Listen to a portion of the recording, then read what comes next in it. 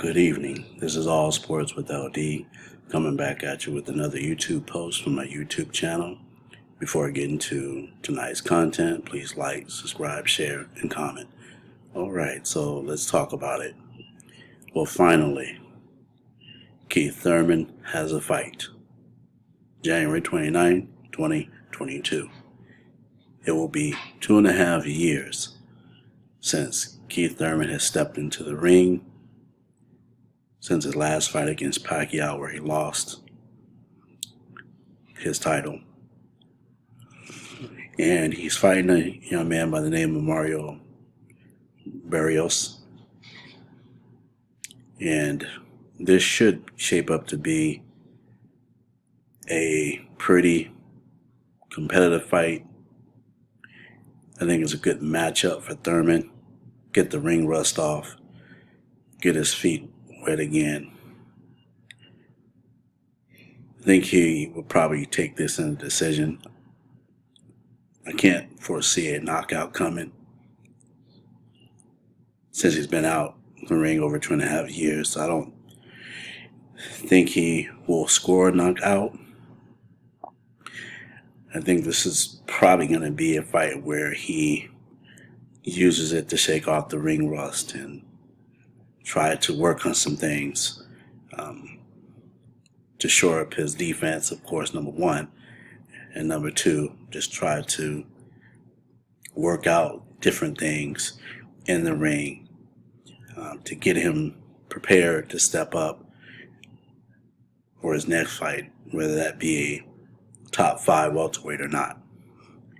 But kind of looking at this fight, they're fairly even in terms of records.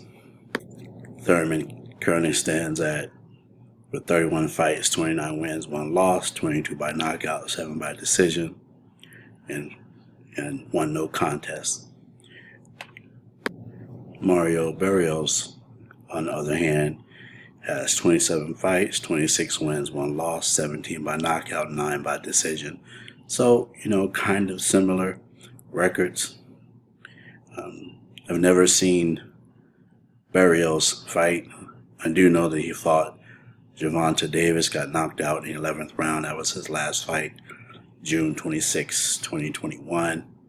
So this would probably be an interesting fight for him to see whether or not he bounces back from a TKO loss. Not sure, in terms of what he has to offer. Like I said, I've never seen him fight before. So I will watch this fight kind of to see what level of talent Mario Barrios is. And then also to see how Keith Thurman performs, what he is trying to work out in his return to the ring, whether or not there will be a great deal of ring rust, whether he comes in tip-top shape. Just some of those things to watch out for. So it'll be interesting to see how each of them perform. Ironically, both of them coming off of their first loss of their career as a return bout. Back to Thurman's fight with Pacquiao. As you can see, with Pacquiao, threw a total of 686 punches, landed 195 for 28.4%. Total jabs thrown, 346, and 82 landed at 23.7%. 340 power punches, 113 landed, 33.2%. And then with Thurman, he threw a total of 571, 210 landed for 36.8%. He threw 128 jabs, 18 landed, that's 14.1%. He threw 443 power shots, 192 landed for 43.3%. So kind of see what his work rate was for the last fight against Pacquiao. And then for Mario Barrios, as you can see, Davis threw a total of 296 punches, landed 96 for 32.4%. Total jabs thrown 114, 14 landed, 12.3%. 182 power punches thrown, 82 landed for 45.1%. And Barrios threw 394 total punches, 93 landing at 23.6%. He threw 71 jabs, 28 landed for 16.4%. And total power punches, 223 thrown, 65 landed for 29.1%. So that's the picture of Barrios' last fight with Davis. And again, as I said, he lost by TKO in the 11th round.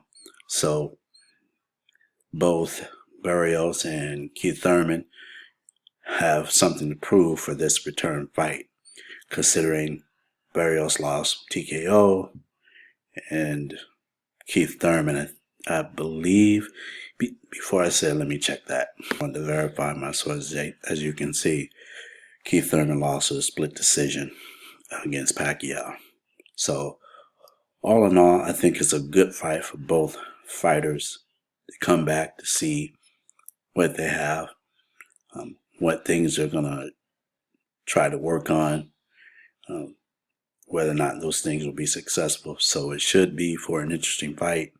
I will definitely tune in to take a look at how Thurman looks in terms of his hopes for fighting the other top welterweights, namely Spence and Crawford.